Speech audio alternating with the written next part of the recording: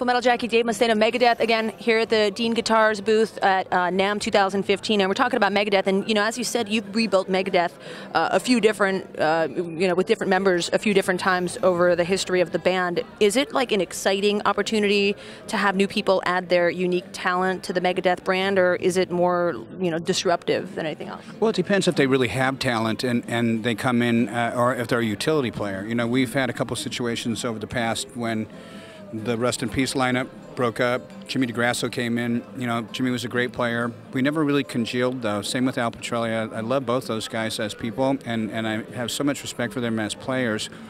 But for some reason, we never really could get that equilibrium between all of us. You know, and when you're playing in a band together, that's as close as you'll ever get to another person without having sex with them. I mean, it's real. You can't get any closer to a band member. And, you know, after that, James Lomenzo, James McDonough, Glenn Drover, Sean Drover, Chris Broderick, all those guys, the fans don't want those guys in Megadeth. I'm going in the studio March 2nd no matter what. And the songs that we have right now, we talked to the label. I said, I'm not making another radio song ever. Because that's what, you know, record companies want. And I think that was the bane of Megadeth's existence. When Countdown came out, we had so many radio songs. From Countdown to Euthanasia to Cryptic to Risk and going down and down and down. It was more radio, radio, radio.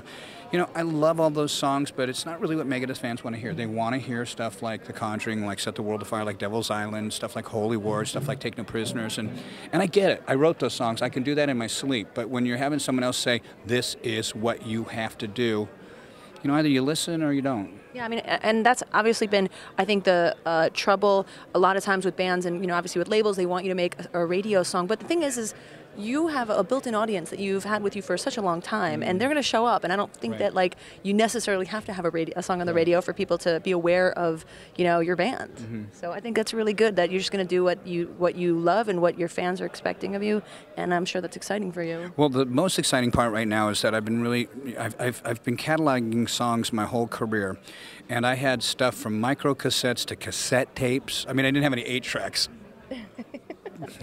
But I had everything possible that you could put any kind of medium of music on, including handwritten tablature. It took me 3 years to archive all this stuff. You know, you mentioned before whether or not it's going to be a Megadeth record or a Dave Mustaine record. I mean, in a lot of ways, Megadeth is singularly synonymous with Dave Mustaine. What are the advantages and disadvantages to that perception? Well, in Megadeth, I think that my heart feels it's unfair to discredit the other guys that I'm playing with, because, you know, it is really a team effort, although, you know, I carry a lot of the weight. It's like a quarterback. I touch the ball on every play. Like a pitcher, I touch the ball on every play. But I do recognize that people know I'm the leader. Now, some leaders can, you know, they're like in the animal kingdom, the head's in the front and the asshole's in the back.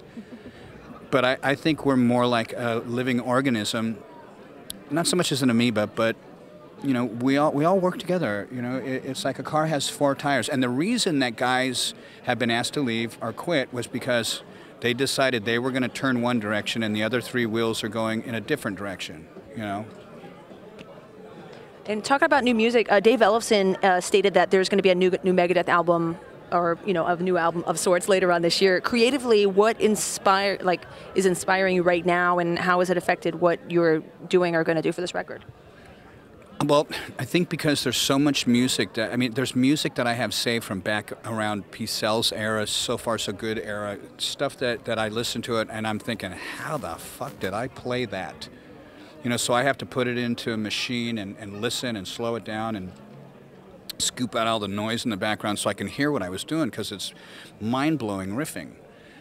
That is what is exciting for me right now. And when David Ellefson did the last record on Super Collider, the bass playing was really, he had said that he really had a lot of playing and stuff like that. And a lot of people don't like that record because there's so many radio-type songs on it. And I think a lot of that has to do with the producer that you're working with. Well, I want to speak on behalf of Megadeth fans everywhere. We're all looking forward to what's to come. New Megadeth record or a new Dave Mustaine record, or whatever it's going to be, really looking forward to it. So thank you so much for taking the time with Dean TV. Always for you.